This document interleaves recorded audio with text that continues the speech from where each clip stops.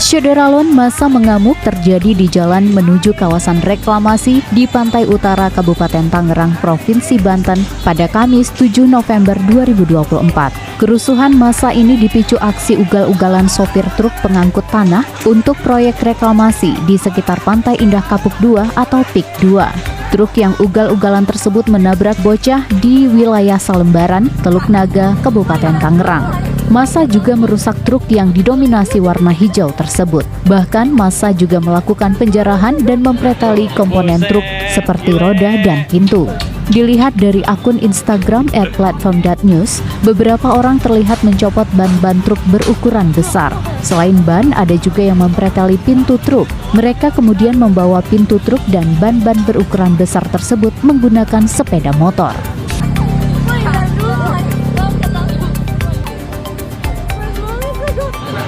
Buset.